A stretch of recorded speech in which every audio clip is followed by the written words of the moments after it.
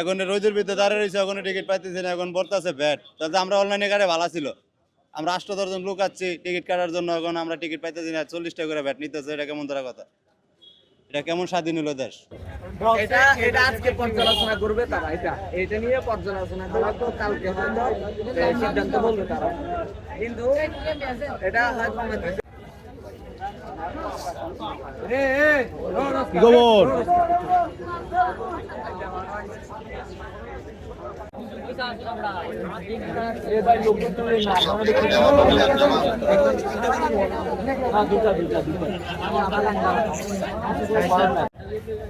যদি এতক্ষণ লাগে এটা কোনো কথা?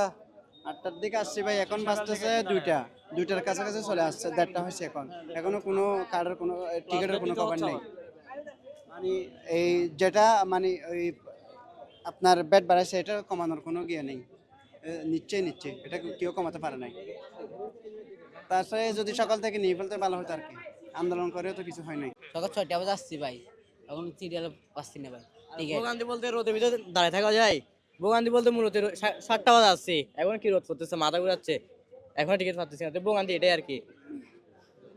শান্তি বলতে আমাদেরকে কালকে বিসিবির পেজ থেকে জানানো হয়েছে যে অমুক অমুক স্থানে টিকিট সংগ্রহ করতে পারেন কাউন্টার থেকে, বাট এখানে টিকিটের প্রাইসটা দেখানো হয়েছে যে 200, 300, 500 ইটসেট্রা।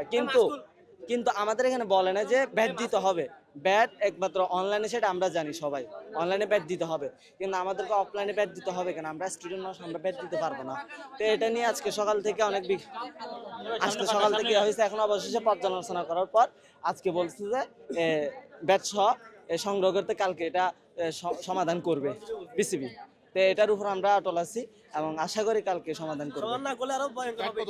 ব্যাট 15 টাকা। জি, ছিলাম, এখন একটা বাজতেছে, এতক্ষণ দাঁড়িয়ে আছে আর কি। এই টিকিট নেবো আমি আর আমার বন্ধুর জন্য, 2টা নেবো। এই বরিশালের খেলা। হ্যাঁ, বরিশাল সাপোর্টার। বরিশালের জাতীয় টিমের অধিকাংশ লিজেন্ড, মুশফিক, তামিম, আহমদুল্লাহ। কোন এলাকার মানুষ? আমি চিটাঙ্গের। ভাই তাই মেতারা সিটিং করে বরিশাল খেলা তেলে আর আগে সাউট করি না রে। এখন সিনেমার টিম আল্লাহ ওনার কি বার্তা কি থাকবে? সিটিং ভালো করক ইয়ং চাই দেশ যখন আর এলাকা, তবে বরিশাল একটু স্পেশাল ব্যাপার আর কি। যখন জাতীয় টিম যখন ফেভারিট প্লেয়ার বেগুন যখন বরিশাল, তাহলে বরিশাল আর টিকিটে প্রতি বছর কোনো ব্যাট দিই নাই, এবার টিকিটে নাকি 100 টাকা করে 15 টাকা করে ব্যাট দিতে হচ্ছে, 200 টাকার টিকিট 230 টাকা, 300 টাকার টিকিট 335 টাকা এবার ব্যাট দিতে হচ্ছে। অনলাইনে আমরা যদি অনলাইন থেকে টিকিট ব্যাটটা দিলে ফোর্স দিয়েছিল, কিন্তু কোনোদিন অফলাইনে কোনোদিন ব্যাট দিই নাই, কিন্তু এবার থেকে এই নিয়মটা বুঝতেছি না। আমরা ব্যাট ছাড়া টিকিট চাই। আর আসলে ভাই আমরা সকাল 7টা থেকে আসছি, বুঝেন নাই, কারণ আমরা ক্রিকেটকে অনেক ভালোবাসি, বুঝছেন ভাইয়া।